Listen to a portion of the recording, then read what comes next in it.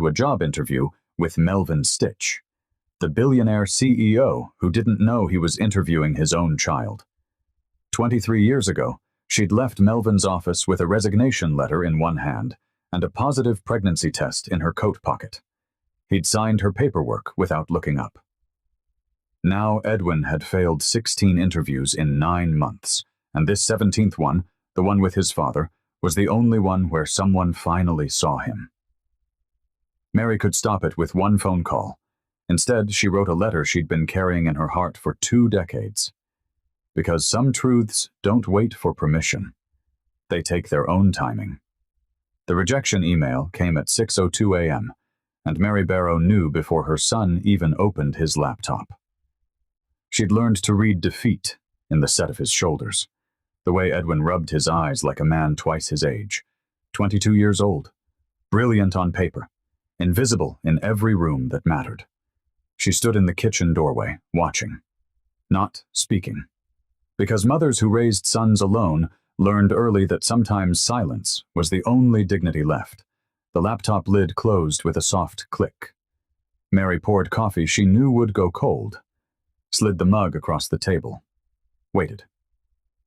"I had the qualifications," Edwin said finally. His voice was flat, practiced.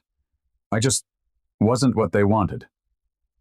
Mary wanted to say, "You're exactly what someone wants. But he doesn't know you exist." Instead, she said what she'd said for months. "Something will break your way." Edwin nodded, grateful, hating himself for believing her. 16 interviews, 9 months, different companies, different panels, same outcome. "Too quiet," they said. "Not confident enough. Great culture fit, but..." Mary knew the translation. "We don't see you." And the cruelest part? She knew exactly why the world couldn't see him, because she'd raised him to apologize before disagreeing, to pause before speaking, to believe that taking up space required permission. All the survival skills she'd taught him to navigate a world without a father had made him invisible to men who valued volume over thought. Steam rose from their untouched mugs. Morning light cut through the window, making dust visible in the air between them. Everything suspended, everything waiting. But Mary didn't know, couldn't have known, that one more interview was coming, and it would shatter every careful lie she'd built her life around. The notification arrived 3 hours later, while Mary was folding laundry in Edwin's childhood bedroom, the one she'd painted blue before he was born, the one she'd decorated alone. Her phone buzzed. Edwin's message. "Got another interview request? Company called Stitch Global Systems." The basket of clothes slipped through Mary's fingers. Clean shirts tumbled across the floor she wasn't seeing anymore because that name she hadn't spoken aloud in 23 years, was taking up all the air in the room. Stitch Global Systems. Melvin Stitch. Her hands found the edge of the dresser, gripped until her knuckles went white. "Mom? You there?" She stared at her phone. At her son's hope compressed into 3 lines of text. Mary was there, but she was also 23 years in the past, standing in a corner office, resignation letter in one hand, pregnancy test folded in her coat pocket, watching a man choose expansion over explanation. "That's wonderful, baby," she typed back. Her fingers shook. What she didn't type. "That man is your father, and he doesn't know you exist." Mary had worked for Melvin Stitch once, lifetimes ago. Junior analyst, 28 years old, smart enough to notice patterns no one else saw, naive enough to believe that brilliance could coexist with love, and remembered the night he told her, the words that ended them. "I can't do this and build what I need to build." She'd looked at him across his desk, always his desk, never neutral ground, and said the only thing her pride would allow. "Then build it." She'd left before dawn. He'd never asked why. 2 weeks later, the pregnancy test showed 2 lines. Clear. Undeniable. Mary had stood in her bathroom, hand on her stomach, and made a choice. He'd chosen his empire. She'd choose her child. And she'd never told him, never asked for help, never gave him the chance to choose differently. Because deep in the hollow space where her girlhood dreams had lived, Mary believed she already knew what he'd choose. He always had. Edwin's voice pulled her back to the present. He was standing in the doorway, phone in hand, face bright with something she hadn't seen in months. Hope. Dangerous, fragile hope. "They want to interview me next week," he said. "Clayton, a mentor from my last internship, pulled strings. He says the CEO sometimes sits in on junior interviews. Guy named Melvin Stitch. Ever heard of him?" Mary's throat closed. She'd heard of him. She'd loved him. She'd left him. And she'd spent 2 decades teaching their son to survive in a world that didn't make room for quiet men, while his father built a fortune teaching other men how to take up all the space. "He's well known," Mary managed. "Very successful. CEOs don't usually interview junior positions." Edwin was pacing now, energized. "But Clayton says Melvin has instincts about people, that he sees things others miss." Mary's heart was breaking and remaking itself simultaneously. Because Melvin did see things. He'd seen her once. Really seen her. And if Edwin walked into that building, if they stood in the same room, if Melvin looked at him the way he used to look at her, the resemblance wasn't subtle. Same height, same jawline, same way of pausing before speaking, like words required exact calibration. "What do you think, Mom?" What did she think? She thought, "I built you alone and loved you completely and feared this moment for 22 years. She thought, "He'll see you. And then what happens to the life I built from silence and sacrifice?" She thought, "What if he sees you and still chooses the empire?" "I think," Mary said carefully, "you should prepare like it's the most important interview of your life." Because it was. Just not for the reasons Edwin thought. That night, Mary couldn't sleep. She lay in her bed, the same bed she'd slept in alone since Edwin was born, and stared at the ceiling. The past wasn't supposed to resurface like this. Clean, unavoidable, wearing her son's face. She'd made peace with her choices, the jobs she'd taken to keep them fed.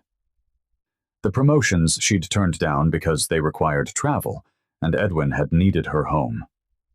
The years of explaining to a little boy why his father wasn't there. "He has important work," she'd said, over and over. And Edwin had nodded. Accepted. Internalized. His father's work mattered more than he did. Mary had watched that belief calcify in her son. Watched him learn to make himself smaller, quieter, less demanding. And she'd told herself it was protection, that not knowing Melvin's name meant Edwin couldn't be rejected by him directly. But now the universe had arranged them on a collision course, and Mary had to decide. Did she stop this? Warn Edwin? Call Melvin after 23 years of silence? Or did she let fate, or coincidence, or cosmic justice run its course? Her phone glowed on the nightstand. 2:47 a.m. Mary reached for it, opened her contacts, scrolled to a number she'd never deleted. Melvin Stitch, office line. Her thumb hovered over the call button. Then she set the phone down. Not yet. Let Edwin have his interview. Let him walk into that building unaware. Let him answer questions and shake hands, and feel, maybe for the first time, what it's like when someone with power actually sees him. And if Melvin recognized something, if DNA whispered across that conference table, well, some truths demanded their own timing. Mary cleaned up the broken ceramic pieces one by one, the way she'd been cleaning up the pieces of this secret for 2 decades. Some of you watching know exactly what that feels like, when the past you buried starts digging itself back up. If this story is hitting close to home, I hope you'll stay with me. There are thousands of women in this community who understand what Mary's carrying. 6 days. Edwin had 6 days to prepare for an interview at Stitch Global Systems. 6 days before he walked into a building where his father's name was etched in steel above the entrance. 6 days before everything Mary had protected him from, and everything she'd protected herself from, collided in a glass conference room 14 floors above the city. Mary watched her son research the company, watched him practice answers in the bathroom mirror, watched him try on 3 different ties, settling on the blue one she'd given him for his birthday. "I have a good feeling about this one," Edwin said the night before. Mary smiled, nodded. said nothing. Because what could she say? That she had a feeling too? That it wasn't good or bad, but inevitable? That some meetings were 22 years in the making and she'd run out of ways to prevent them? The morning of the interview, Edwin left at 7:30 a.m. Mary stood at the window and watched him walk to the bus stop, briefcase in hand, hope in his stride. Her phone rang. Unknown number. She answered. Mary Barrow? A woman's voice. Professional. Clipped. Yes? This is Ruth from HR at Stitch Global Systems. We have your number listed as emergency contact for Edwin Barrow. Just confirming this is current. Mary's breath stopped. Emergency contact. Which meant they'd sent Melvin the full file. Which meant, yes, Mary whispered. That's current. The call ended, and Mary knew. Melvin would see her name today. Before the interview. Maybe during it. And 23 years of silence would end not with her confession, but with a paperwork accident. She sat down hard on the couch. The interview was in 2 hours. Melvin would know in less. And Mary? Mary could do nothing but wait for the wreckage she'd been postponing since the day she walked away with their son growing inside her. Some secrets kept you. And some secrets, eventually, inevitably, let you go. Mary hadn't spoken Melvin Stitch's name out loud in 23 years. Hearing her son say it, casually, excitedly, like those syllables didn't carry the weight of her entire adult life, felt like swallowing glass. But Edwin didn't know that. Couldn't know that. He was too busy marveling at his opportunity. Clayton says the CEO rarely interviews junior positions, Edwin said that evening, laptop open on the kitchen table, screen glowing with Stitch Global's website. But Melvin Stitch makes exceptions for people he's curious about. Mary's hand froze mid-motion, coffee pot suspended above her mug. What makes him curious? She asked. Her voice sounded normal. That was a miracle. People who think differently. People who don't fit the mold. People who remind him of himself, Mary thought. She poured coffee she didn't want. Anything to keep her hands occupied. Anything to keep Edwin from seeing the way her face was betraying her. Look at this. Edwin turned the laptop toward her. Forbes magazine. Digital cover. And there he was. Melvin Stitch at 50. Still handsome in that sharp, controlled way. Graying at the temples. Lines around his eyes that hadn't been there before. But unmistakably him. Mary's breath caught. Because she wasn't seeing Melvin at 50. She was seeing Edwin at 22. The same bone structure. The same intense gaze, the same slight asymmetry to his smile. How had she convinced herself this wouldn't happen? That they could exist in the same city, breathe the same air, and never collide? He built this from nothing, Edwin was saying, voice bright with admiration. Started in his garage, now it's worth billions. Mary knew. She'd watched from a distance. Every magazine cover, every business feature, every milestone announcement. She'd watched Melvin Stitch become exactly what he'd chosen over her. CEO, innovator, philanthropist, Edwin read. Man, if I could work under someone like that. Mary set down her coffee before her shaking hands spilled it. I'm going to call Clayton, Edwin said. Confirm the details. He left the kitchen, phone already to his ear, voice carrying from the hallway with an enthusiasm she hadn't heard in months. Mary stared at Melvin's face on the screen. He'd aged well. Success looked good on him. But there was something in his eyes, even in a professional photograph, that looked familiar. That looked tired. She closed the laptop before she could read more. Before she could wonder. Before she could remember things she'd worked very hard to forget. The bathroom door locked with a quiet click. Mary gripped the sink, knuckles whitening, and let herself break. Not loudly. Edwin couldn't hear this. But silently. Thoroughly, the way you break when you've been holding yourself together for 2 decades and suddenly realize the structure is failing. She turned on the faucet, let water run to cover any sound she couldn't contain, and stared at her reflection. 49 years old, lines around her mouth from years of not saying what she meant. Gray threading through her hair, the face of a woman who'd made impossible choices and lived with them. 23 years. 23 years of silence. And it was ending. Not because she'd chosen to end it, but because the universe had arranged a meeting she couldn't prevent. Unless she stopped it. Unless she told Edwin right now. Unless she called Melvin. Unless she burned down this collision before it happened. Her phone sat on the counter. She could make one call, end this. But what would she say? The son you didn't know you had is about to walk into your building. Don't hire him. It's complicated. No. I left because you chose the company over me. I never told you I was pregnant. Now he's 22 and he thinks you're just a CEO who might give him a chance. Worse. There were no good words for this. No script for confessing a 2-decade lie that had calcified into both their lives. Water ran. Mary cried. And remembered. 23 years ago, Mary had been 28. Junior analyst at what would become Stitch Global Systems. Smart, ambitious, naive enough to believe she could have both career and love if she just worked hard enough. Melvin had been 32. Driven in a way that felt magnetic. His company was 2 years old, growing fast, consuming every hour of his day. She'd loved him anyway. Or maybe because of it.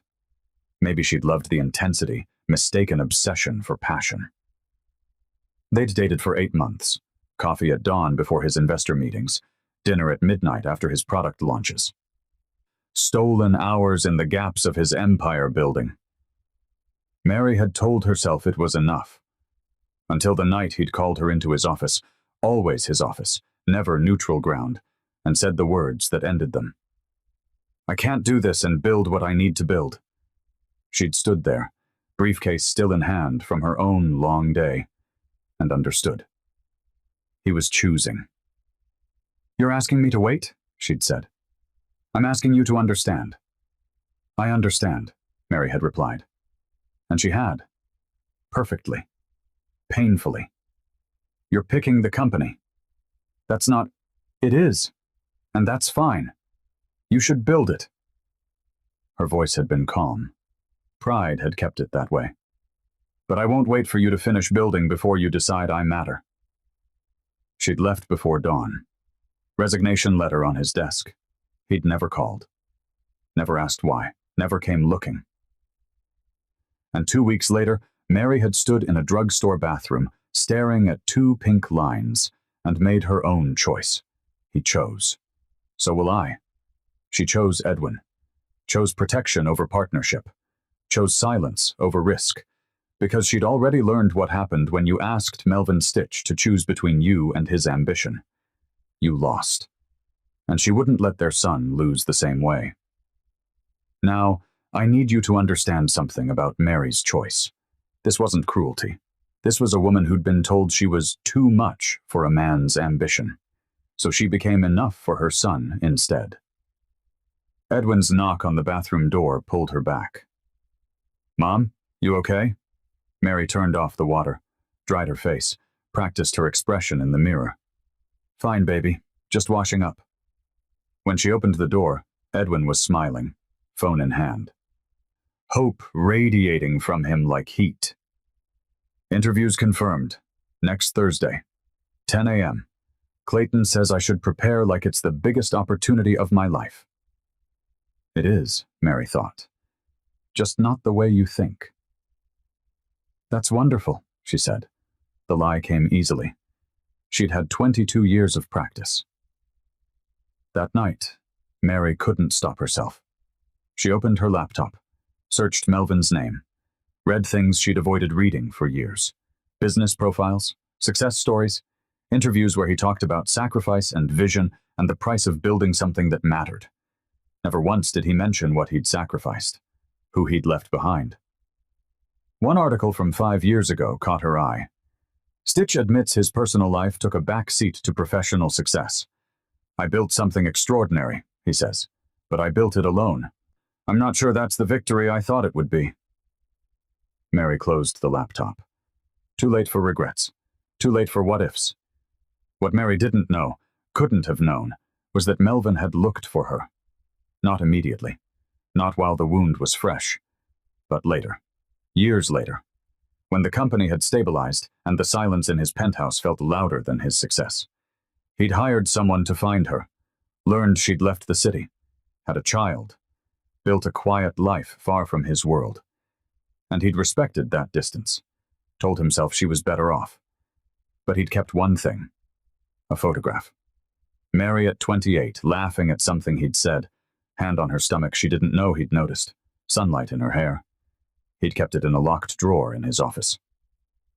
Looked at it sometimes when meetings ran late and the building emptied, and he wondered what she'd been trying to tell him that last day. He'd never figured it out. Until Thursday, until a file landed on his desk with a name that stopped his heart. 6 days. Edwin had 6 days to prepare for a job interview. Mary had 6 days to decide if she'd let fate run its course or intervene. She watched her son research answers, practice his handshake, iron his shirt 3 times to get the creases right. "I won't mess this up," Edwin said the night before. "You couldn't if you tried," Mary replied, because he was walking in there as himself, brilliant, uncertain, achingly sincere. And if Melvin saw him, really saw him, he'd recognize more than talent. He'd recognize the son he didn't know he'd lost. That Forbes photo Edwin kept pulling up, and Melvin would see it later in Edwin's bag and recognize where his son learned to dream. The question Edwin would ask in that interview, it would stop Melvin's heart. The interview was supposed to be symbolic. It would become seismic. Mary made her decision standing in that bathroom at 3 a.m., staring at her reflection, water running to cover the sound of her finally letting go. She wouldn't stop the interview. She wouldn't call Melvin. She wouldn't warn Edwin. Let them meet. Let DNA whisper across that conference table. Let Melvin see what he'd missed while building his empire. But she would do one thing. Mary pulled out paper and pen, old-fashioned, deliberate, and began to write the letter she should have sent 23 years ago. "Dear Melvin, by the time you read this, you'll know. The emergency contact form, the resemblance, the math, it all adds up to the son you didn't know you had. I didn't tell you. That was my choice. You chose your company. I chose our child. We both got what we wanted, except now Edwin is walking into your building and I can't stop it. He doesn't know. I never told him your name. I let him believe his father had important work. I was protecting him, or protecting myself. I don't know anymore. If you see him, really see him, you'll recognize yourself. The way he pauses before speaking. The way he sees patterns. The way he apologizes for being brilliant. That's what happens when you raise a child to believe his father thought the work mattered more. I'm not asking for anything. I'm not even sure why I'm writing this. Maybe because 23 years of silence should end with words, not accidents. He earned that interview. Whatever happens next, he earned it. Mary. She sealed the envelope, addressed it, put it in her purse, just in case everything fell apart. Edwin would walk into that building Thursday morning. Melvin would see a file with Mary's name, and a 23-year lie would finally run out of time. Some truths demanded their own timing. This one had waited long enough. The collision was 6 days away, and none of them were ready. Edwin's hands were shaking when he signed in at reception. 2 floors above him, Melvin Stitch was about to walk into a meeting he'd later call fate. The lobby of Stitch Global Systems was all glass and steel and intimidation. Edwin adjusted his tie for the 3rd time. Still crooked. His reflection in the polished elevator doors showed a man trying very hard to look like he belonged. He didn't feel like he belonged. 14 floors up, the elevator opened onto more glass, more steel, a reception area where even the plants looked expensive. "Edwin Barrow," he told the woman at the desk. "I have a 10 a.m. interview." She smiled. Professional. Practiced. "Conference room C. They're ready for you." Edwin's heart was hammering. He'd prepared for 3 days straight. Researched the company. Memorized answers. Practiced his handshake until it felt natural. None of it felt natural now. The conference room was glass on 3 sides. City visible 14 floors below. 3 interviewers already seated. Laptops open. Expressions neutral. Edwin sat. Smiled. Tried to project confidence he didn't feel. "Thank you for coming in, Mr. Barrow," the lead interviewer said. Woman. 40s. Sharp suit. Sharper eyes. "Let's begin." It started badly. The first question was straightforward. Edwin's answer wasn't. He fumbled, lost his thread, apologized mid-sentence. The interviewer's eyes glazed. That familiar shift. The moment they stopped listening and started ending. Edwin had seen it 16 times before. He was watching it happen again. One interviewer checked her phone. Another glanced at the clock.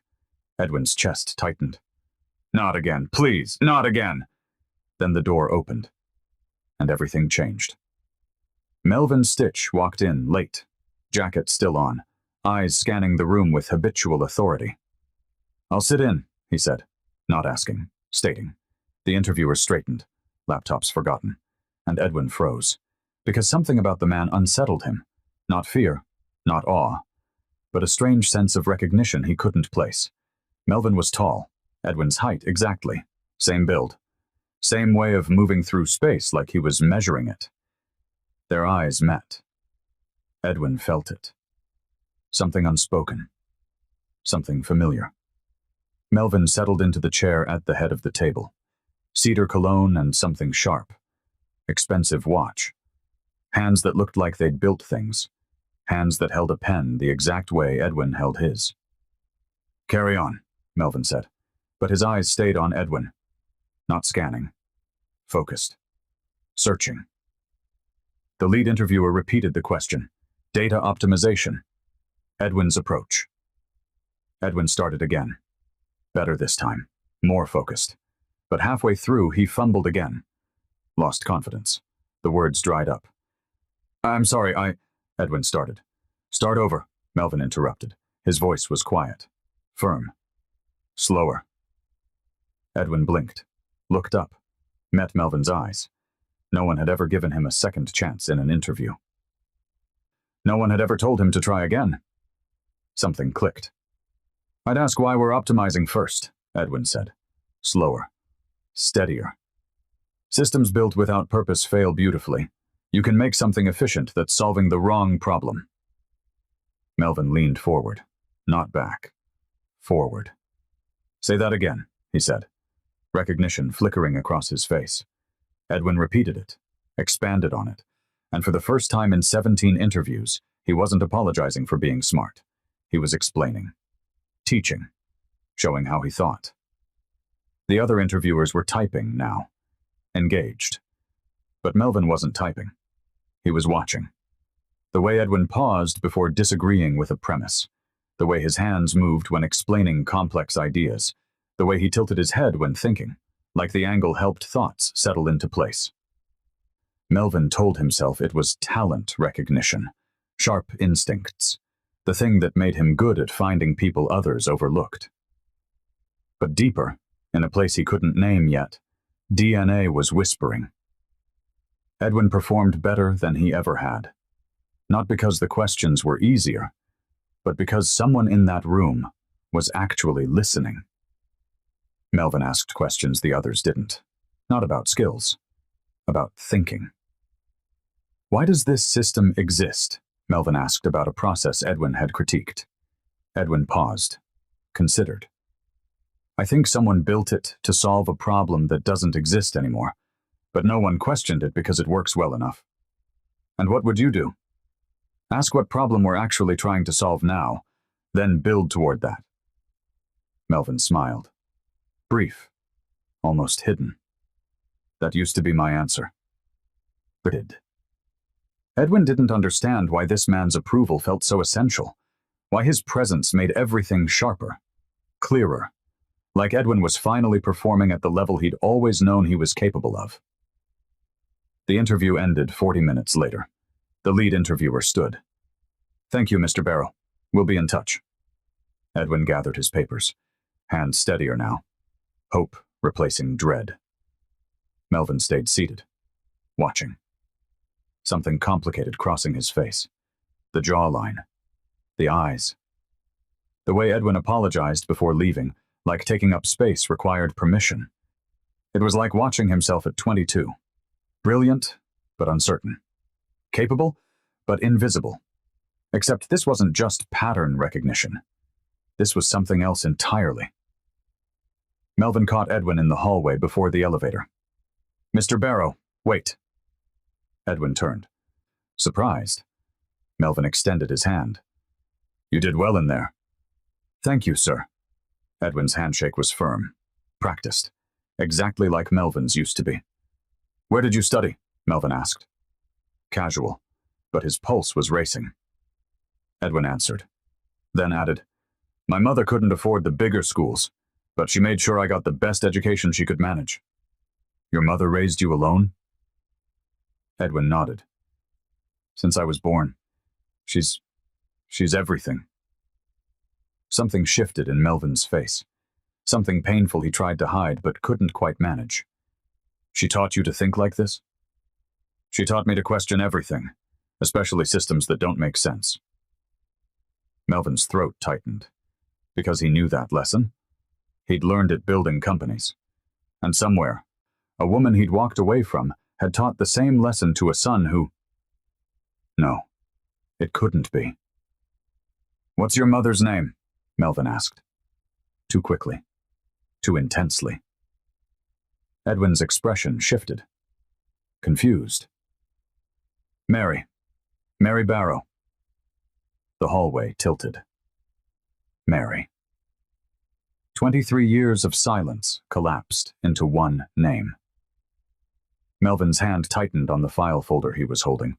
Ruth from HR had given it to him before the interview. He hadn't opened it yet. Hadn't needed to. Until now. We'll be in touch, Melvin managed. His voice sounded far away. Edwin smiled. Genuine. Hopeful. Thank you for the second chance. No one's ever done that before.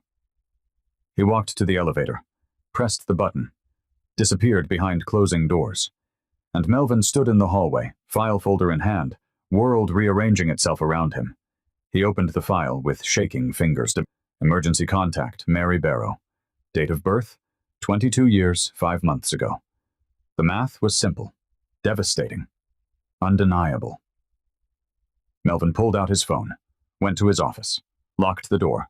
Then he opened the locked drawer in his desk, the one with the photograph he'd kept for 23 years, Mary at 28, laughing, hand on her stomach. He'd thought she was just cold, or nervous, or... Oh God, she'd been trying to tell him, and he'd been too busy, too focused, too certain that what he was building mattered more than what he was losing. Melvin asked HR for Edwin's file before the interview ended. What he saw in it unraveled him. Edwin called Mary from the lobby, voice bright with something she hadn't heard in months. Hope. Mom, he saw me. The CEO actually sat in on my interview, and he saw me. Mary was standing in her kitchen. Letter to Melvin still in her purse. Heart breaking in real time. That's wonderful, baby. He asked about you. About who taught me to think like this. Mary's hand found the counter. Gripped. What did you tell him? The truth. That you raised me. That you're everything. Mary closed her eyes. Tears she wouldn't let him hear. I'm proud of you, Edwin. I think I might actually get this, Mom. I think finally someone sees me. He does, Mary whispered. He absolutely does. Edwin walked out hopeful. Mary was about to receive a call that would confirm her worst fear. Because 2 floors above where Edwin had interviewed, Melvin Stitch sat in his office, staring at a photograph and a file folder, understanding finally crashing through him. The interview ended. The revelation was just beginning. What happened in the hallway would haunt both of them, but what happened next would change all 3 of their lives. Do you remember the first time someone really saw you? Not what you could do for them, but who you actually were? That's what Edwin felt walking out of that building. And if you're watching this because you know what it's like to be overlooked, to have to prove yourself again and again, I see you. That moment with Edwin. Because what happens next? He's going to need that feeling to survive it. Melvin had Edwin's file. He had Mary's name. He had the math. And within hours, he'd have the truth that Mary had protected for 23 years. The collision had happened. Quietly, in a glass conference room 14 floors above the city. and none of them would ever be the same. Ruth from HR knocked on Melvin's door at 4:47 p.m. with Edwin Barrow's file. By 4:52, Melvin's hands were shaking so badly he had to set down his glass. The file was routine. Standard post-interview documentation, background check, references, emergency contact information. Melvin had opened 1,000 of these files, maybe more. This one detonated his entire life. Emergency contact, Mary Barrow. The name hit him like a physical blow. Mary. Melvin's entire body went rigid. The file slipped from his fingers, papers scattering across his mahogany desk. Mary Barrow. He hadn't seen that name in 23 years, hadn't spoken it, had tried very hard not to think it. And now it was here, on official paperwork, connected to a young man who, it couldn't be. Melvin's hands scrambled for the papers. Found Edwin's date of birth. 22 years, 7 months ago. The math was simple, brutal, undeniable. Mary had left 23 years ago, resigned without explanation, vanished before he could ask why. And 7 months later, she'd had a child. His child. Melvin's breathing went shallow, uneven. The office walls seemed to close in. "It's a coincidence," he whispered to the empty room. But he didn't believe it, because he'd spent an hour watching Edwin Barrow in that interview room, watching the way he paused before speaking, the way he apologized before disagreeing, the way he held his pen, the jawline, the eyes, the way Edwin tilted his head when thinking. That wasn't coincidence. That was DNA. "That's me," Melvin breathed. "Oh God, that's me." The building emptied around him. 6 p.m., 7, 8. Melvin sat in his office, door locked, lights dimmed, amber glow from the Venetian blinds painting everything in sunset colors. He'd pulled the old personnel files, 23 years archived, dusty, almost forgotten. Mary Barrow, junior analyst, hired, promoted, resigned without notice. The dates lined up, perfectly, painfully. She'd left in February. Edwin was born in September. She'd been pregnant, and she'd never told him. "I have a son who doesn't know me," Melvin said to the silence. The grief crashed through him then. 22 years of birthdays he'd missed, first words he hadn't heard, graduations he hadn't attended, a lifetime of moments that had happened without him, because Mary hadn't told him. Anger flared, hot and immediate. "She never told me," Melvin said, voice rising. 23 years, and she never... But the anger died as quickly as it came, because Mary had tried to tell him. He remembered now. The way she'd stood in his office doorway that last day, resignation letter in hand, something urgent in her eyes. He'd been on a call, waved her in, signed her paperwork without looking up. She'd waited. He'd kept talking. She'd left. "I never asked why she left," Melvin whispered. Understanding settled like weight in his chest. This wasn't something that had happened to him. This was something he'd caused. The photograph was where it had always been. Locked drawer, bottom right, hidden but not forgotten. Melvin's hands shook as he pulled it out. Mary at 28, younger than he'd let himself remember. Wind in her hair, catching it mid-motion. Sunlight making her glow, laughing at something he'd said. And her hand, resting on her stomach. Protective, unconscious, tender. Melvin had taken this photo on a Sunday morning, rare day off. They'd gone to the park because Mary had insisted he needed air, needed to stop thinking about the company for 5 minutes. She'd been radiant, terrified, trying to tell him something. He'd been too distracted to notice. Phone buzzing, investor meeting in 2 hours, mind already halfway back to the office. He'd kissed her forehead, promised to be present, lied without meaning to. She was gone before he got back from that meeting. Melvin stared at the photograph now, at Mary's hand on her stomach, at the secret she'd been carrying that he'd been too blind to see. The photo was bent at the corner from being held too many times, over too many years. Evidence that he'd kept her, not in his life, but in this small, hidden way. He'd looked for her half-heartedly after she left, asked around, heard she'd moved, told himself it was better this way, that she deserved someone less consumed by ambition.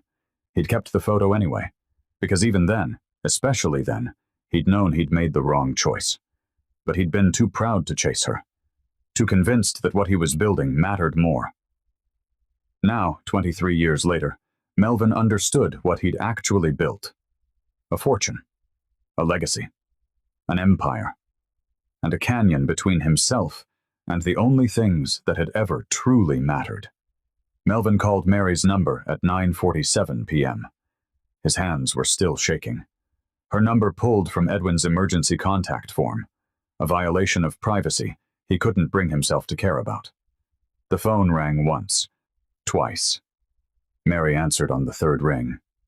"Hello?" Her voice. After 23 years. Older, wearier, unmistakable. Melvin's throat closed. He couldn't speak. "Melvin?" Not a question, a statement, resigned, like she'd been expecting this call for 2 decades. "When were you going to tell me?" The words came out harsh, accusatory. "When were you going to ask?" Mary's response was immediate, practiced. A retort she'd clearly rehearsed.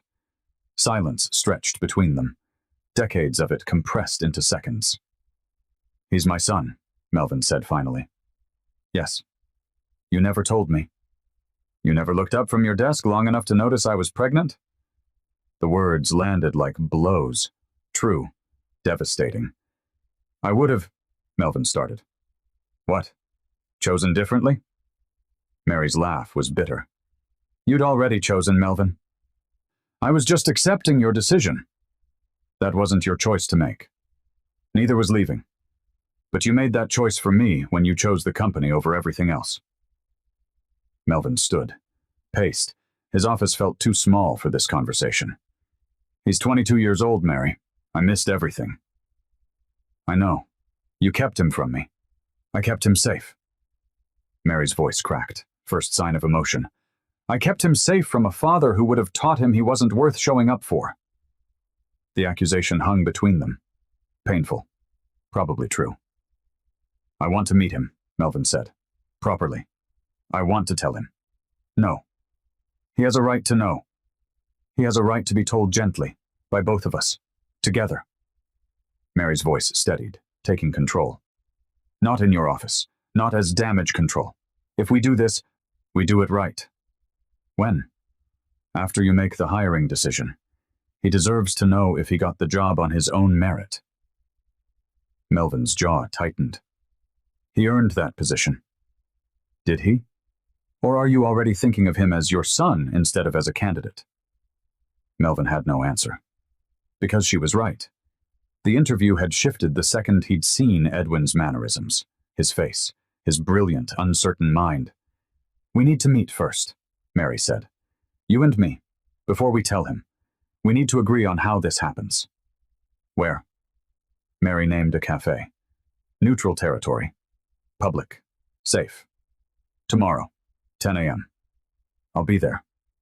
Mary was quiet for a long moment. Then, "Melvin?" "Yes?" "He's a good man. I raised a good man. You don't get credit for that." The line went dead. Melvin stood in his office, phone still pressed to his ear, understanding settling like grief. She was right. About all of it. He'd built an empire and missed a son, made millions and lost the only thing that couldn't be bought back. Time. 22 years of it. Gone. Irretrievable. The board would find out about Edwin within days. Their reaction would force Melvin into an impossible choice. But that was tomorrow's crisis. Tonight, Melvin had to face what he'd done, what he'd lost, what he might never get back.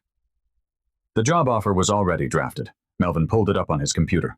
Standard language, competitive salary, fast-track program.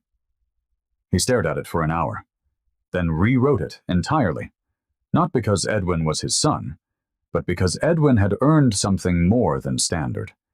He'd earned recognition, mentorship, a chance to build something that mattered. The things Melvin should have given him 22 years ago. Edwin checked his email 14 times that night. He had no idea his entire life was about to change. He went to bed hopeful, dreaming of job offers and new beginnings. Mary went to bed terrified, knowing the collision she'd postponed for 23 years was finally happening. And Melvin sat alone in his office until 2 a.m., staring at that photograph. He'd built a fortune, a legacy, an empire that would outlive him, and missed the only thing that mattered: the son who had his eyes, his mind, his way of seeing the world, the son who thought his father hadn't wanted him. Melvin thought he was ready for the truth. He wasn't ready for what Mary had endured, for the weight of her choices, for the reckoning that was coming. But ready or not, tomorrow he'd face her. And somehow, they'd have to figure out how to tell Edwin that his entire life had been built on a silence that was finally breaking. The file had revealed everything, and nothing would ever be the same. Mary arrived at the cafe first, chose the table in the corner, and prepared to face the man who'd chosen everything else over her. 10 a.m. Morning rush. The noise of espresso machines and casual conversations insulated them. She'd chosen this place deliberately. Public. Neutral. No history. She ordered coffee she wouldn't drink, sat with her back to the wall, hands steady around the ceramic mug. 23 years. And it had come to this. Melvin arrived at 10:07. Late, even now. Some patterns never changed. He was older. Graying at the temples. Lines around his eyes from decades of squinting at spreadsheets and market forecasts. But still formidable. Still the kind of man who walked into rooms expecting them to rearrange around him. Mary didn't stand. Didn't smile. Didn't pretend this was anything but what it was, a reckoning. Melvin sat across from her. The space between them was 3 feet. It felt like 23 years compressed into physical distance. His hands were unsteady as he reached for the menu, then abandoned it. Mary. Melvin. Outside, rain started. Soft at first, then harder, blurring the windows, making the world beyond their table disappear. You look well, he said. Don't. Mary's voice was calm, final. We're not doing small talk. Melvin nodded, swallowed whatever pleasantry he'd been preparing. Why didn't you tell me? The question he'd carried all night. All 23 years, if he was honest. Mary looked at him. Really looked. At the man she'd loved when she was young and naive enough to believe ambition and partnership could coexist. You told me you didn't have room for anything except your ambition, she said. Unflinching. I believed you. I would have. What, chosen differently? Mary's laugh was sharp. Brief. You already chose, Melvin. The words landed. Stayed. That's not fair. No, what's not fair is that I had to make an impossible choice because you'd already made yours. Mary leaned forward. I was pregnant. Terrified. And you were so busy building your empire you didn't notice. I didn't know. Because you didn't look. I tried to tell you, Melvin. 3 times. His face changed. When? The first time? I brought you lunch at the office. You were on a conference call. Waved me in. Ate while talking. I sat there for 45 minutes waiting for you to hang up. You never did. I left the empty containers and went home. Melvin's hands flattened on the table. The second time I asked you to dinner. Somewhere nice. I needed to talk, I said. You showed up an hour late. Took 3 calls during appetizers. I couldn't find the words between your interruptions. Mary, the third time, I stood in your office doorway, resignation letter in hand, pregnancy test in my coat pocket. You signed my paperwork without looking up. The memory crashed through Melvin. He remembered that. The phone call. The urgency of whatever deal he'd been closing. Mary standing there, waiting. Him dismissing her with a signature. You didn't give me a choice, he said weakly. Mary's eyes blazed. I gave you 9 months of clues. You were too busy to notice. Silence. The cafe noise filled it. Rain on windows, lives continuing around them. He failed 16 interviews, Melvin said finally. Mary's expression softened. Barely. But enough. I know. Why? Because the world doesn't make space for quiet men, and you weren't there to teach him how to take it anyway. The accusation hit its mark. What did you tell him? About me? Mary took a breath. This part cost her. I told him you had important work to do. Melvin's face crumbled. Every time he asked why his father wasn't there, that's what I said. You had important work. You were building something that mattered. You were busy. Mary.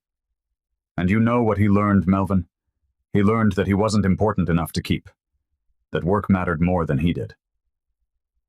That taking up space required permission. The weight of it settled. 22 years of a child internalizing his father's absence as personal failure. I didn't know, Melvin whispered. You didn't ask. Mary's testimony came in pieces, each one landing like evidence in a trial Melvin was losing. She told him about the jobs she'd taken: administrative assistant, receptionist, work that paid bills but required nothing of her after 5 p.m. because Edwin needed her home. She told him about the promotions she'd turned down, the ones that required travel, relocation, the kind of ambition she'd had before she'd chosen motherhood over partnership. I could have been a director, Mary said. I had the skills, the vision. But every opportunity required something I couldn't give because I was raising our son alone. I would have helped. With what? Money? You think that's what he needed? Mary's voice rose. First time. He needed a father who showed up, who taught him he mattered, who modeled what it looks like when a man chooses his family. Melvin had no defense, no response, because she was right about everything. The nights he asked about you were the worst, Mary continued, voice softer now, more painful. I'd tuck him in, and he'd ask why you didn't want to meet him, as if he'd done something wrong, as if he wasn't enough. What did you say? I lied. I said you didn't know about him, that if you did, you'd love him. Mary's eyes filled. She blinked it back. But I wasn't sure. And I couldn't risk you proving me wrong. Melvin reached across the table. Mary pulled back. You don't get to comfort me. You don't get to make this easier for yourself. His hand retreated. I'm sorry, he said. Inadequate, but true. Your apology doesn't change what I sacrificed, doesn't give me back the career I lost, doesn't repair the damage done to a child who thought he wasn't worth his father's time. Let me fix it. You can't fix 22 years, Melvin. Let me try. Let me be there now. Mary studied him, the man across from her, still ambitious, still driven. But something else now, something that looked like regret. That's not your decision, she said finally. It's his. I want you to sit with something for a moment. Mary didn't keep this secret out of spite. She kept it because she'd learned that a woman's truth gets weaponized, that vulnerability gets punished. How many of you learned that lesson the same way she did? They talked for 2 hours, hashing out terms like a negotiation. Because that's what it was. Mary's conditions were clear. They'd tell Edwin together, not separately, not with lawyers, together. After he got the job offer, he deserved to know he'd earned it on merit. Melvin would not use money or power to fix this. No trust funds, no shortcuts, no buying his way into fatherhood. You don't get to be his father just because DNA says so, Mary said. You earn it. Melvin nodded. Accepted. When? He asked. After the job offer comes through. We'll arrange dinner, somewhere private. We'll tell him then. What if he hates me? He will. For a while. Mary's honesty was brutal. But maybe if you show up every day after that, he'll hate you less. And you? What about me? Do you hate me? Mary considered. Rain had stopped, sunlight breaking through clouds. I did. For a long time, but hatred is exhausting. Now I just wish you'd been different, wish we'd been different. We could have been good, Melvin said. We were never going to be good. You wanted an empire. I wanted a partner. Those things don't coexist. The unspoken truth hung between them. They both still recognized each other. The people they'd been, the potential they'd had, the life they'd never built. But recognition wasn't reconciliation. It was just memory. Proof they'd existed together once, before choices fractured them into separate lives. Mary left that cafe thinking she'd controlled the narrative. She hadn't. Because someone at Stitch Global had already noticed the resemblance. Margaret Chen, board member. Sharp eyes, sharper instincts. She'd seen Edwin in the hallway, seen Melvin watching him, seen something that didn't add up. And she had plans. The board meeting was in 3 days. If they discovered Edwin before Melvin told him, the fallout would be nuclear. Melvin made a promise to Mary. The board was about to force him to break it. The job offer arrived in Edwin's inbox at 6:00 a.m. the next morning. By 6:03, he'd called his mother crying with joy. "Mom, I got it. I actually got it." Mary held the phone to her ear, tears streaming down her face, pride and terror warring inside her. "I'm so proud of you, baby." "He saw me. Someone finally saw me." "He did," Mary whispered. "He absolutely did." By noon, Melvin's board would have Edwin's personnel file. By 5:00 p.m., everything Mary and Melvin agreed to would shatter. Edwin woke that morning thinking about his job interview. He should have been thinking about his entire identity, because 3 lives were about to collide. And the careful plan Mary and Melvin had made was about to be destroyed by forces neither of them controlled. The truth was coming. Not gently, not planned, but violently, publicly, in exactly the way they'd tried to prevent. The meeting was over, the agreement made, the plan set. But plans only work when everyone follows them. And Margaret Chen had different ideas entirely. Edwin read the offer letter 3 times, certain he'd misunderstood. This wasn't entry level. This was destiny, fast-track program, direct mentorship under the CEO. Salary that made his hands shake as he held the paper. Benefits that looked like they'd been designed for someone with a decade more experience. "They see me," Edwin whispered to his empty apartment. "They actually see me." He called Mary at 6:03 a.m., too excited to care about the hour. "Mom, I got it."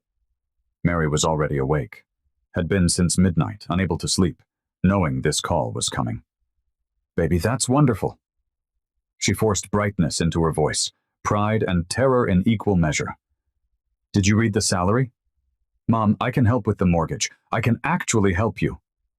"Baby, you don't need to. Let me, please. Let me finally help you." Mary closed her eyes, tears streaming down her face that Edwin couldn't hear through the phone. "I'm so proud of you," she managed. And she was, devastatingly proud.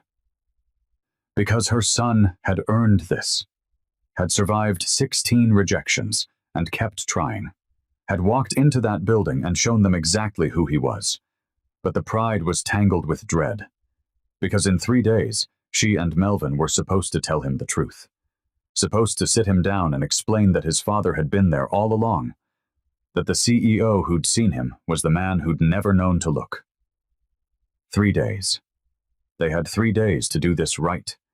They didn't even have 3 hours. Margaret Chen arrived at Stitch Global at 7:30 a.m. Board member. 15 years with the company. Sharp instincts that had saved them from 3 disasters and identified countless opportunities. Those same instincts were screaming now. She'd seen Edwin Barrow in the hallway after his interview. Watched Melvin watch him. Noticed something in the CEO's expression she'd never seen before. Recognition. And something deeper. Something that looked like grief. Margaret pulled up Edwin's file, then pulled archived photos of Melvin from 20 years ago. Marketing materials, press releases, company anniversaries. She laid them side by side on her desk. The resemblance wasn't subtle. Same bone structure, same eyes, same intensity even in casual photographs. Margaret pulled Edwin's emergency contact information. Mary Barrow. She searched the name in the company database. Personnel files from 23 years ago. Mary Barrow, junior analyst. Resigned without notice. Margaret did the math. Edwin's age, Mary's departure date, the timeline that made everything clear. "Oh, Melvin," she said to her empty office. "What have you done?" The boardroom was leather and mahogany, and power concentrated in one space. Margaret called the emergency meeting for noon. Only senior board members. Only people who needed to know. Melvin walked in expecting routine business, saw their faces, understood immediately. "We have a problem," Margaret said. No preamble, no politeness. She slid the photographs across the table. Young Melvin, current Edwin, side by side. Undeniable. "When were you planning to tell us?" Melvin's jaw clenched, control slipping. 5 days. "And the mother is none of your concern." Margaret's expression hardened. "Everything that affects this company is my concern. You've created a liability." "I found my son." The words landed in the room. Heavy. Final. "Then choose," Margaret said. "The company or the conflict?" Melvin stood. "He earned that position. The interview panel didn't know. I barely participated. He got that job on merit." That's all. Factual. They'll see nepotism, favoritism, a CEO using company resources to benefit his secret child. "He's not secret. I just found out." "Irrelevant. The optics are disastrous. You step aside or he doesn't start.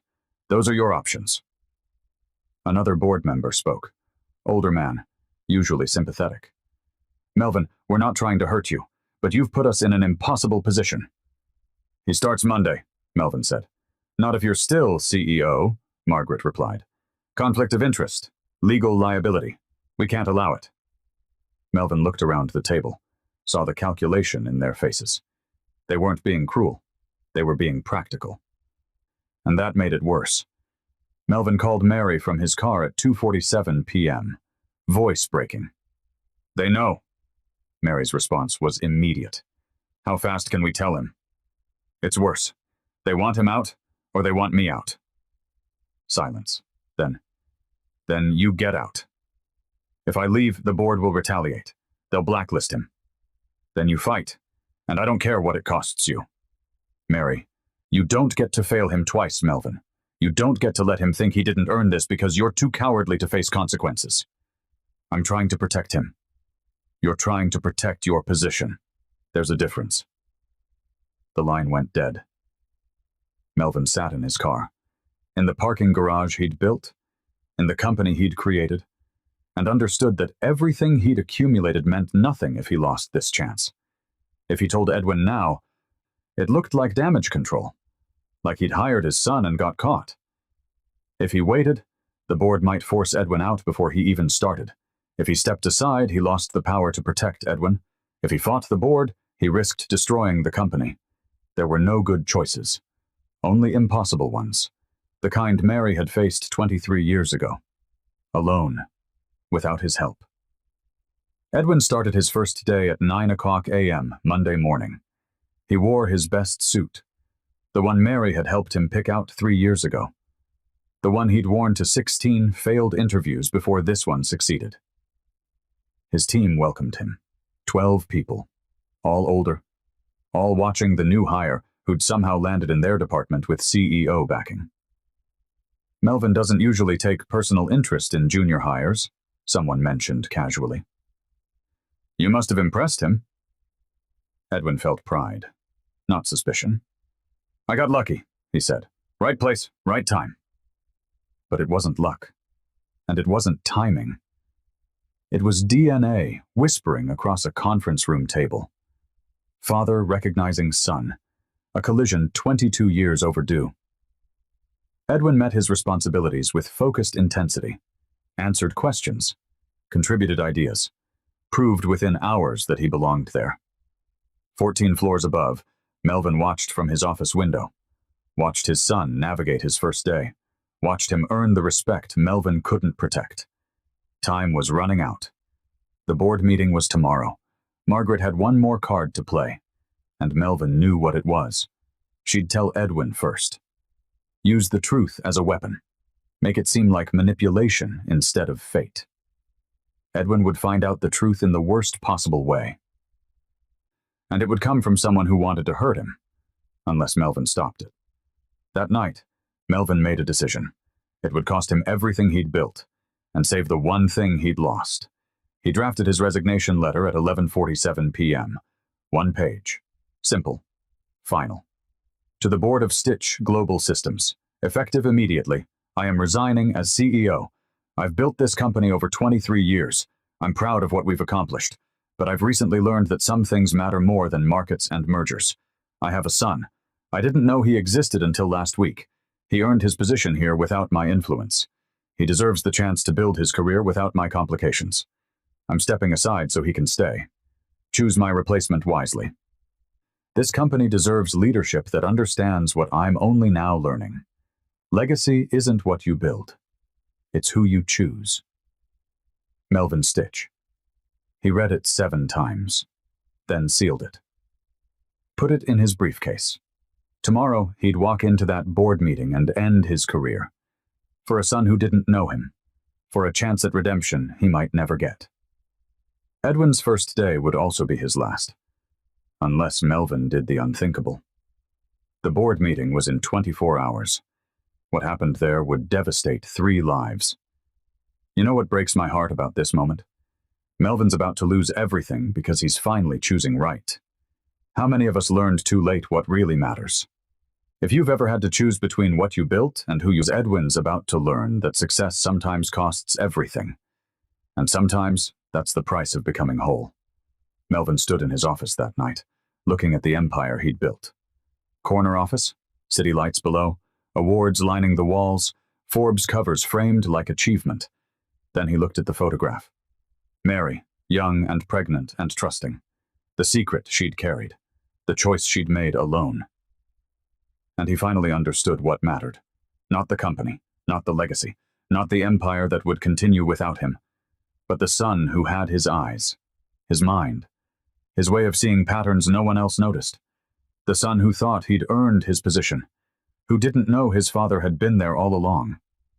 Tomorrow, Melvin would walk away from everything he'd built, and toward the one thing that couldn't be bought, replaced or rebuilt, a chance, just a chance, at being the father he should have been 22 years ago.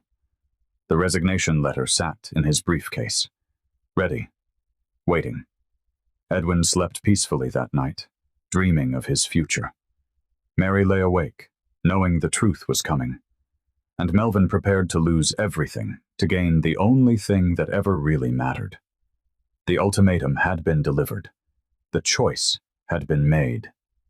And tomorrow, 3 lives would collide in ways none of them were prepared for. Edwin was in a team meeting when his phone buzzed with a message that would crack his world in half. He glanced at the screen. Email. Subject line, "You deserve to know." Anonymous sender. Edwin almost deleted it. Spam, phishing, the usual digital noise. But something made him open it. Dear Mr. Barrow, you should know the truth about your hiring. The CEO is your biological father. See attached photos for proof. Your mother worked here 23 years ago. Do the math. Thought you deserved to know you didn't earn this position. You inherited it. Attached. 2 photographs, side by side. Young Melvin Stitch. Company archives. 25 years old. Sharp suit, intense eyes, and Edwin's face staring back at him. The room tilted. Sound muted. His team kept talking, but Edwin couldn't hear them anymore. Because he was looking at himself. His exact face. Just older. Different decade. Same person. His phone slipped from his hands. Clattered on the conference table. You okay? Someone asked. Edwin stood, chair scraping, hands shaking. Excuse me. He walked out, down the hallway, toward the elevator. Each step mechanical, automatic. His breathing got faster as the elevator climbed. 14 floors. Each one bringing him closer to answers he suddenly knew would destroy him. The math was simple, devastating. His mother, Melvin Stitch, 23 years ago. The interview that felt like fate. The CEO who'd seen him. It wasn't talent. It wasn't merit. It was DNA. Edwin didn't knock on Melvin's office door. He opened it with violence, the solid wood slamming against the wall. Melvin looked up, startled. Then understanding crashed across his face. Who are you to me? Edwin's voice was cold, not loud. Controlled fury. Melvin stood slowly. Edwin, answer the question. I'm your father. The words landed like blows. True, undeniable, devastating. How long? Edwin asked. I found out the day after your interview. And you hired me anyway? You earned that position. Don't patronize me, Edwin's control shattered. You hired me because I'm your son. Everything I thought I'd finally accomplished was a lie. That's not. 16 interviews I failed. 16 times I thought I wasn't good enough. And you just... What? Felt guilty? Decided to give the son you abandoned a pity job? It wasn't pity. Then what was it? Melvin's face showed guilt, grief, no defense. It was recognition. I saw myself in you. You saw your DNA. Not me. Not my work. Just biology. The office door opened. Mary rushed in, face pale, phone in hand. Edwin, wait! Edwin turned. The betrayal in his eyes stopped her cold. You. His voice broke. You've known my entire life. Every interview I failed to. Every time I asked why my father didn't want me. You knew exactly where he was. I was protecting you. From what? The truth? A father? Or from being disappointed by him the way you were? Mary's eyes filled. Edwin, please. How many times did I ask about him? How many times did you lie? I never lied. I said he had important work. You let me believe I wasn't important enough to keep. Edwin's voice rose. First time. Raw. You let me think there was something wrong with me, that I wasn't worth knowing. That's exactly what you did. 3 people in one room. A father, a mother, a son. The photograph still on Melvin's desk. Proof none of them could deny. Edwin's rage wasn't loud. It was cold. Precise. Each accusation landing exactly where it would hurt most. To Melvin, you watched me fail for months and watched me break. Did you pity me? Did you feel superior? Building your empire while your son couldn't get an entry-level job? I didn't know. Because you didn't look. You never looked. To Mary, you let me fail. You watched me apologize for existing. You taught me to make myself small. Was that preparation? For a father who wouldn't make room? I was teaching you to survive. You were teaching me I didn't matter. Melvin tried to speak. Mary defended fiercely, maternally, but incomplete. Neither had answers that satisfied. Did you ever plan to tell me? Edwin asked. The devastating question. Or was I always just a secret you were ashamed of? I'm ashamed of myself, Melvin answered. Never of you. I don't believe you, and I don't believe anything I accomplished is real. Edwin, you earned... Stop. Just stop. Edwin's hands shook. You don't get to tell me what I earned. You don't get to rewrite this. I thought someone finally saw me, but you just saw yourself. 23 years of silence erupted between Mary and Melvin. You took him from me, Melvin said, turning on Mary. You weren't there to take. You never gave me the chance. I gave you 9 months of chances. Edwin slammed his hand on the desk. Stop, both of you. I'm not a prize you fought over. I'm a person you both failed. Silence. Edwin pulled his badge from his pocket, set it on Melvin's desk. I quit. Edwin. Both parents spoke simultaneously. I don't want your job. I don't want your guilt. I don't want either of you. He walked toward the door. Where are you going? Mary's voice cracked. Anywhere you're not. Edwin left the building, ignoring calls that started immediately. Mary and Melvin left standing in wreckage. Here's what you need to understand. Edwin isn't wrong. Mary isn't wrong. Melvin isn't wrong. This is what happens when good people make survival choices that collide decades later. There's no villain here, just wreckage. Margaret Chen appeared in Melvin's office 20 minutes later. I assume he found the email, she said. No sympathy. Pure pragmatism. You sent it. Melvin's voice was dead. I did. You weren't going to tell him before the board meeting. I expedited the process. You destroyed him. I protected this company. Now you see what liabilities do. Step aside quietly. Melvin looked at her. Really looked. At the calculation. The coldness. The corporate efficiency that had once impressed him. Prepare for tomorrow's board meeting, he said quietly. I have an announcement. Margaret smiled. Victory. She had no idea what Melvin had actually decided. Edwin wasn't just angry, he was unraveling. And what he did next terrified Mary. He didn't go home, didn't answer his phone, just walked. Hours of walking through a city that suddenly felt foreign. Everyone he passed had families, histories, truths they probably knew. Edwin had lies, carefully constructed ones, 22 years of them. 3 days. Edwin disappeared for 3 days. Neither Mary nor Melvin could find him. Mary sat in her car outside Melvin's building for 2 hours, calling Edwin's phone every 10 minutes. Voicemail. Always voicemail. Melvin did the same from his office. 10 calls, 20, 50. Nothing. Neither of them knew that Edwin was sitting in the same cafe where they'd met, holding a resignation letter that would never be delivered. Because he'd decided something worse than quitting. He'd decided he didn't matter at all, that every accomplishment was tainted. Every skill was genetic luck. Every moment he'd felt seen was just a father recognizing his own reflection. Edwin stared at his coffee, watched it go cold, and felt something inside him hollow out completely. The board meeting was in 18 hours. What Melvin said there would shock everyone. Melvin had one chance to fix this, and it required destroying everything he'd built. But first, someone had to find Edwin, before he disappeared completely, before the damage became permanent, before the son Melvin had just found became the son he'd lose forever. The truth was out. Violently. Publicly. In exactly the way they'd tried to prevent. And now Edwin was gone. Mary was breaking.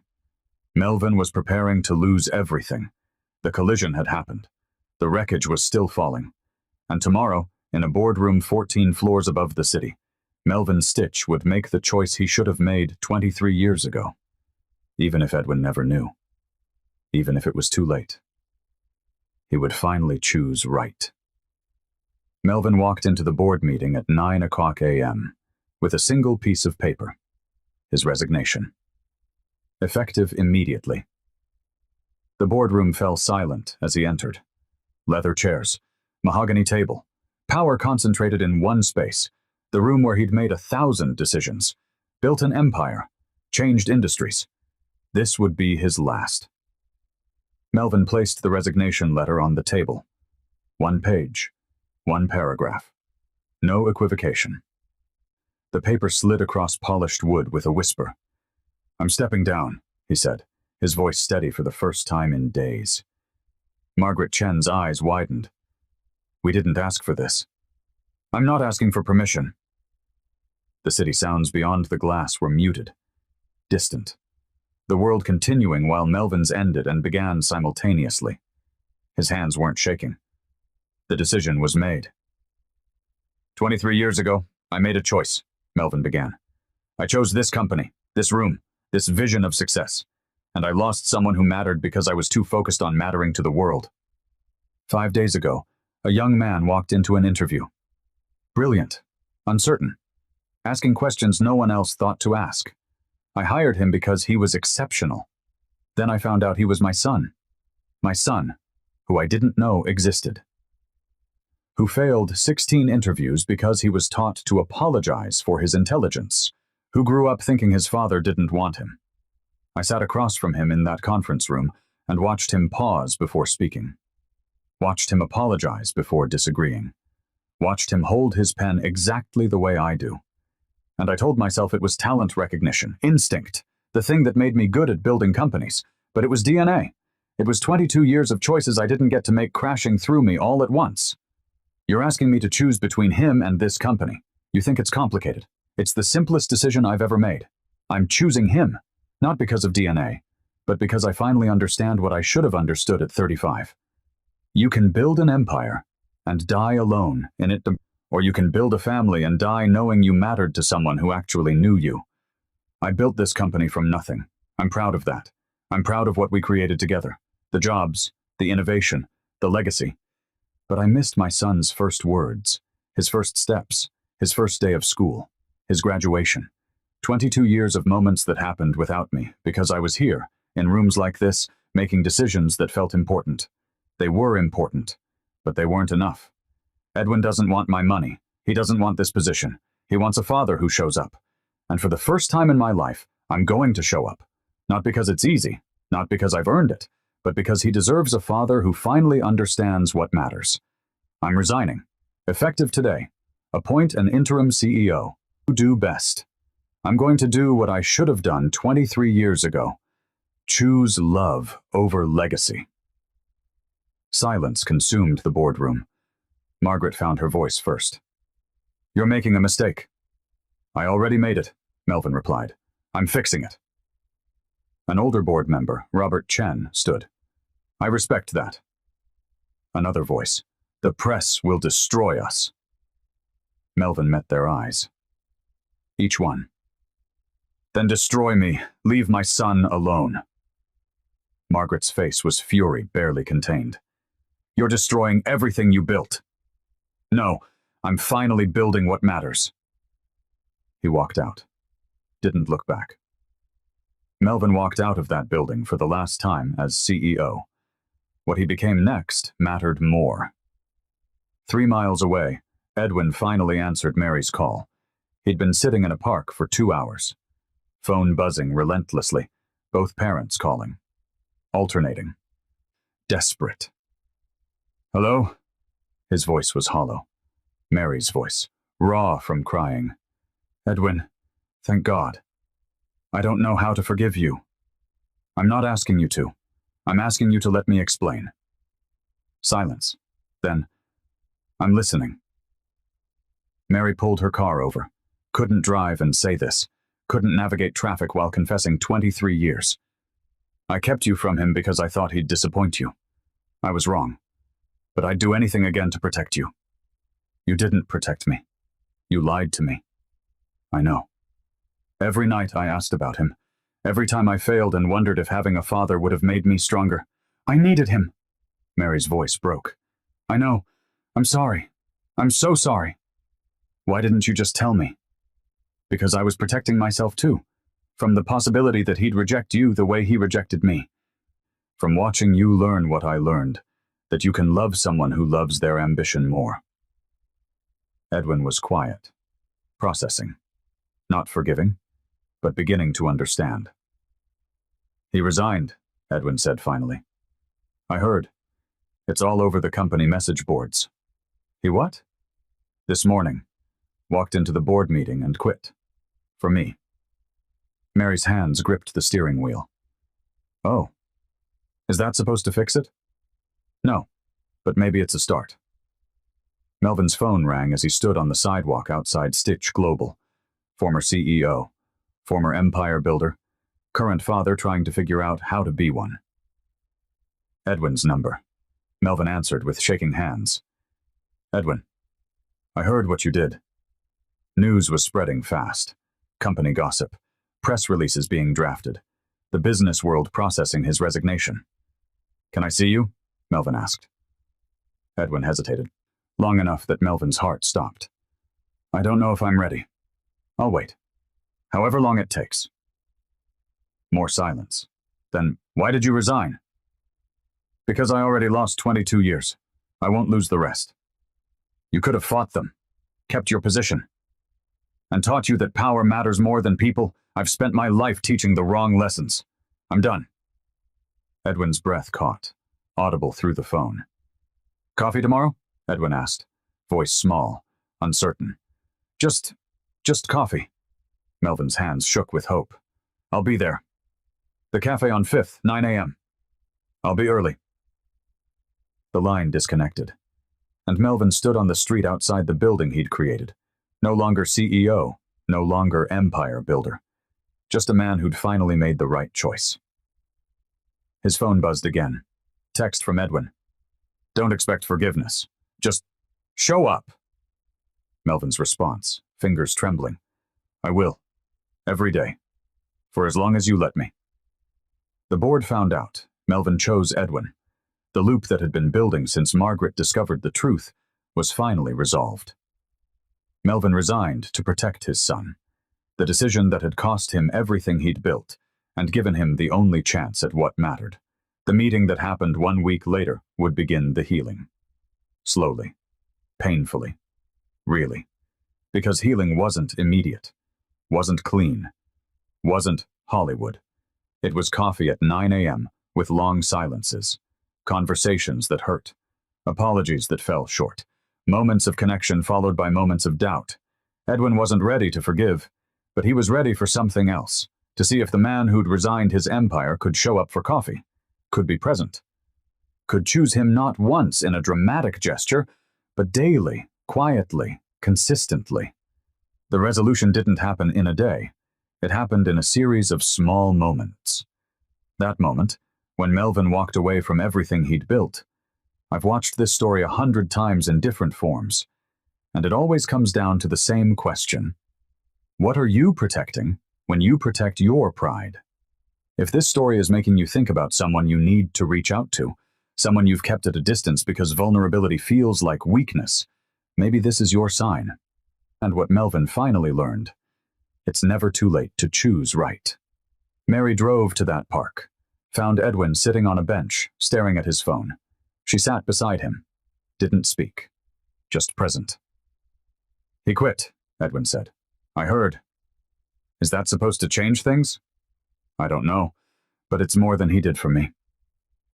Edwin looked at his mother, really looked, at the years in her face, the sacrifices in her posture, the weight she'd carried alone. I'm still angry at you. I know, but I understand why you did it. Mary's eyes filled. That's more than I deserve. Maybe. But you're all I've had for 22 years. I can't lose you too. She took his hand. He let her. We're going to figure this out, Mary said. The three of us. Somehow.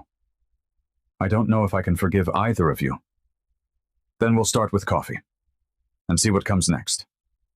The climax had passed. The choice was made.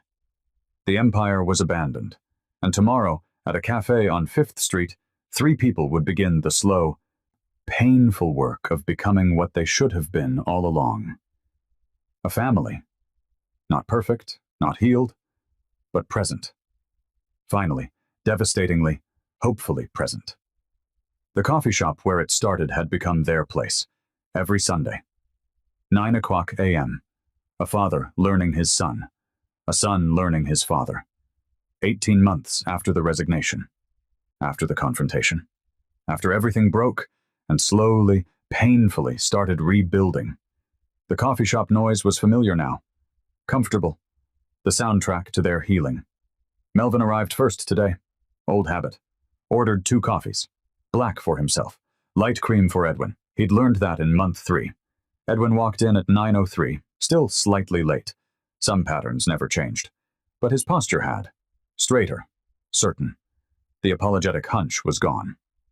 Traffic, Edwin said, sliding into the chair across from his father. It's Sunday. There's no traffic. Overslept. Melvin's laugh was newer, lighter, the sound of a man who'd stopped carrying an empire on his shoulders. I got the promotion, Edwin said. No preamble, just news between father and son. You earned it. No help from me. Actually, I called you for advice last week. That counts as help. Melvin's expression softened. Then I'm honored you asked. They sipped coffee. Comfortable silence between them now, instead of painful ones. It still feels strange, having you here, Edwin admitted. Strange bad or strange different? Edwin considered. Different, but good different. It hadn't happened fast. The first 6 months were polite, careful, painful. Weekly coffee where conversations lasted 20 minutes before running out of safe topics. Edwin's anger surfaced repeatedly, in accusations delivered calmly, in silences that said everything. In moments when he'd almost cancel, almost walk away, almost decide this wasn't worth the effort. Melvin took it, showed up anyway. Every Sunday. Every phone call Edwin would accept. Every moment his son would let him. Mary and Melvin learned to co-parent a grown son. Awkward at first. They hadn't spoken in 23 years. Now they were coordinating holidays and navigating a relationship neither of them had prepared for. Not romance. That ship had sailed and sunk decades ago. But in the person they'd both loved wrong and were trying to love right. The breakthrough came in month 9. Edwin invited Melvin to career day at a local high school where Edwin volunteered. "Talk about resilience and mistakes," Edwin had said. Testing. Seeing if his father was willing to be vulnerable publicly. Melvin showed up, stood in front of 200 teenagers, and said the words that changed everything. "I built an empire and lost my family. Don't be like me." He talked about ambition without balance, success without connection. The corner office that felt emptier every year, the son he didn't meet until that son was 22, and both of them had already lost decades. "Your parents probably annoy you," Melvin said to the students. "Mine did too, but they're there. They show up. Don't wait until you're 50 to realize that mattered." Edwin watched from the back of the auditorium, seeing his father's regret as real, not performed, not damage control, just honest. After, they stood in the parking lot. Awkward. Always awkward. "Thank you for coming," Edwin said. Melvin nodded, turned to leave. "Wait." Edwin stepped forward. Brief. Awkward. But genuine. The hug lasted 3 seconds. Changed everything. Edwin's new job was at an independent firm. Nothing connected to Stitch Global. Nothing that carried his father's influence. He'd earned the interview through connections he'd made himself. Aced it because he'd finally learned to stop apologizing for being smart. Senior analyst now. Team lead. Building expertise and reputation that belonged entirely to him. The rejection emails still came sometimes. He'd applied for a position last month that went to someone else. The familiar sting. The old voices saying he wasn't enough. But now, when Edwin closed his laptop, he didn't feel invisible. Because someone finally saw him. And sometimes, being seen by the right person, even late, changes everything. Melvin's life had transformed in ways he hadn't expected. Part-time consultant, advising startups, teaching them what he'd learned the hard way about balancing ambition with humanity. University lecturer 3 days a week. Business ethics. He taught students that success without connection was just expensive loneliness. The rest of his time? Present. Finally, devastatingly present. "I spent 23 years building something impressive," Melvin said during one Sunday coffee. "It took 5 days to realize it meant nothing without someone to build it for. I'm not the same man. I don't want to be. Edwin didn't need a CEO. He needed a father. I'm learning how to be that. Badly sometimes. But I'm showing up. Every Sunday. Every phone call. Every moment he'll let me." Mary had retired. Finally. She wrote in the mornings. Memoir. Not for publication necessarily. Just for herself. For Edwin. For any grandchild who might wonder someday how their family became this strange, healing thing. "I don't regret raising him alone," she wrote one morning. "I regret making him feel like he wasn't enough reason for his father to stay. Maybe I should have tried harder to tell Melvin. Maybe Melvin should have paid attention. We'll never know now. But what I do know, my son turned out extraordinary, not despite the secrets. Maybe because he learned to build his own worth. That's what I tell myself on the hard days." She joined them for dinner once a month. The 3 of them. Family redefined. The first dinner had been excruciating. 45 minutes of stilted conversation and food no one tasted. By month 18, it was easier. Still awkward. But real. Melvin arrived late to the last one. "Traffic," he said. "You were always terrible at excuses," Mary replied. "And you were always terrible at letting me get away with them." They smiled. Not romance, but the dinner table had mismatched plates, home-cooked food, the comfortable chaos of people who'd learned each other's rhythms. Edwin watched his parents. Not together. Never that. But present. Trying. Building something neither of them knew how to name. Mary's face watching them had changed. Years of weightlifting, the burden of secrets finally set down. Edwin brought his fiancée to Sunday coffee in month 16. She's nervous, Edwin warned Melvin beforehand. Meeting you feels important to her. Melvin understood. He'd only recently become important to Edwin. The weight of that wasn't lost on him. He's good at seeing people, Edwin reassured her in the car. Inside, Melvin asked thoughtful questions. Not interrogation, genuine curiosity. He listened more than he spoke, saw what Edwin loved in her, intelligence, kindness, the way she didn't diminish herself. After she left to take a call, Melvin smiled. She's wonderful. Yeah, she is. You chose well. Edwin nodded.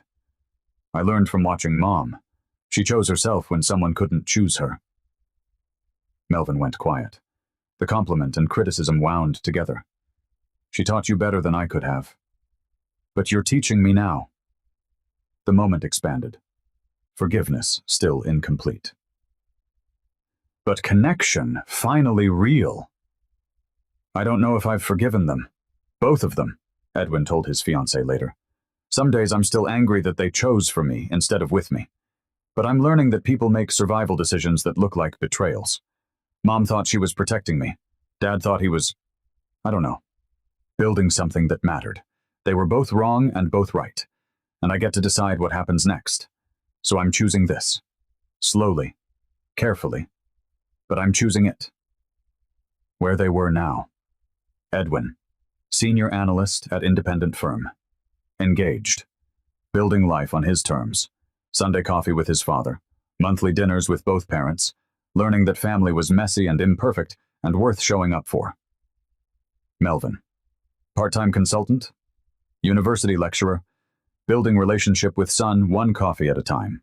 Learning that presence mattered more than presence.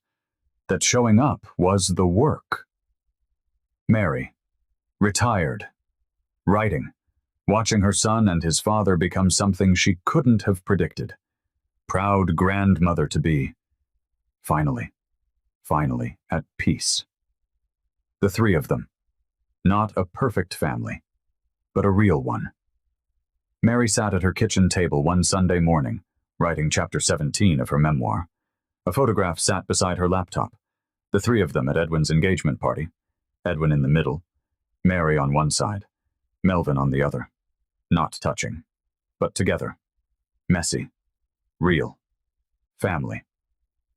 She studied Edwin's face in the photo. The confidence, the certainty, the young man who'd survived being invisible and learned to make himself seen. Some stories aren't about success.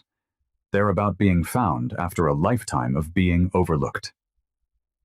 Edwin never did return to Stish Global, but the Sunday coffees continued. Because some legacies aren't built in boardrooms, they're built in the small, consistent choice to show up. Again and again. Until family stops being a wound and becomes a witness to who you're becoming. If this story found you today, I don't think that's an accident. So many of us carry versions of these wounds, the parent who wasn't there, the choice we made for survival that cost us connection, the moment we realized we'd been seen all along but couldn't accept it. This community exists because these stories matter. Because you matter. And who learned too late, and families that found each other. What's one thing Edwin's journey taught you? Because I promise you, someone else needs to hear it. There are thousands of us here, learning together that being seen, really seen, can happen at any age,